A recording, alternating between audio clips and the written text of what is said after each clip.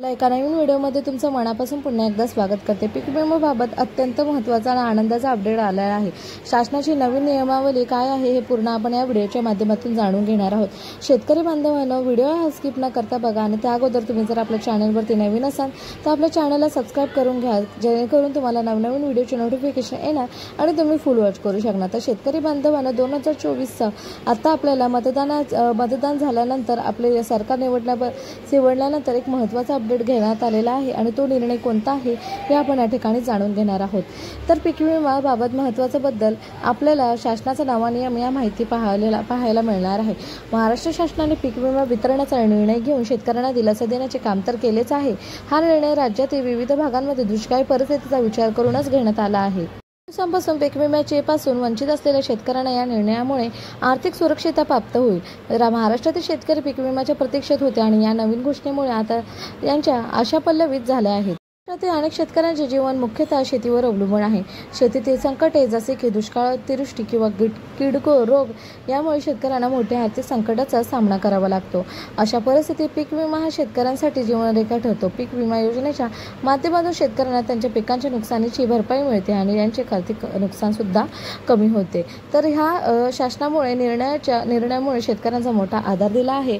या विम्याच्या शेतकऱ्यांमुळे पिकांच्या नुकसानीची भरपाई मिळते। या विम्यामुळे शेतकऱ्यांचे आर्थिक प्रश्न सुटण्यास मदत होते। शासनाच्या या निर्णयामुळे शेतकऱ्यांना त्यांच्या पिकांच्या नुकसानीपासून संरक्षण मिळणार आहे। यामुळे त्यांना आत्मविश्वास मिळतो। शासनाने पीक विमा वितरणासाठी राज्यातील 40 महसूल मंडळांतर्गत येणाऱ्या विविध जिल्ह्यांचा समावेश सुद्धा केला आहे। या जिल्ह्यांमध्ये नाशिक, अहमदनगर, धुळे, बीड, परभणी, हिंगोली, छत्रपती संभाजीनगर, सातारा, सांगली, कोल्हापूर, सोलापूर, उस्मानाबाद, नांदेड आणि इतर जिल्ह्यांचा समावेश आहे।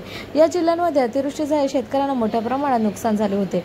शासनाने अतिवृष्टीच्या नुकसानीची भरपाई शासनाने विमा कंपन्यांकडे पीक विम्याची रक्कम जमा करण्यास सुरुवात केली आहे। प्रत्येक जिल्ह्यासाठी विमा कंपन्यांना वेगवेगळ्या रकमा दिल्या जात आहेत।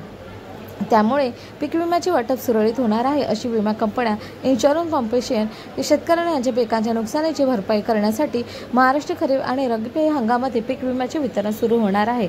काही जिल्ह्यांमध्ये पीक विमा वाटपाची प्रक्रिया सुरू झाली आहे, तर काही जिल्ह्यांमध्ये लवकरच ती सुरू होईल। शेतकऱ्यांनी पीक विमा वाटपाबाबत कोणतीही अडचण आल्यास जवळच्या कृषी अधिकाऱ्यांकडून किंवा संबंधित विभागाकडून माहिती घ्यावी। शेतकऱ्यांना त्यांच्या पीक विम्याच्या प्रक्रियेची संपूर्ण माहिती मिळवणे आवश्यक आहे। जिल्ह्यांमध्ये पीक विमा वाटपासाठी शासनाने अधिकृत गव्हर्नमेंट रेग्युलेशन जारी केले आहेत। यानुसार पीक विमा वाटपाची प्रक्रिया सुरू होईल। शेतकऱ्यांनी पीक विम्याची संबंधित जिल्हा प्रशासनाकडून माहिती घेऊन लाभ घ्यावा। शेतकऱ्यांना या प्रक्रियेत सहभागी होण्यासाठी शासनाने आवश्यक ती मदत केली जाते। अनेक वर्षापासून शेतकरी पीक विम्यापासून वंचित होते।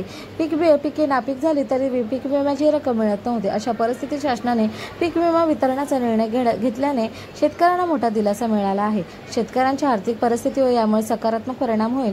शेतकऱ्यांना आता त्यांच्या पिकांच्या नुकसानीची भरपाई मिळणार आहे, त्यामुळे त्यांचे जीवन अजूनच सुधारेल। तर शेतकरी बांधवांनो, शेतकऱ्यांच्या मध्ये शासनाचा हा निर्णय अत्यंत स्वागत आहे।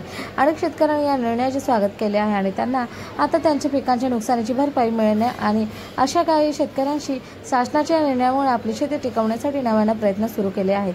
त्यांच्या मते हा निर्णय त्यांच्या नव्या उमेदीने शेतकरी करण्यास प्रवृत्त करणार आहे।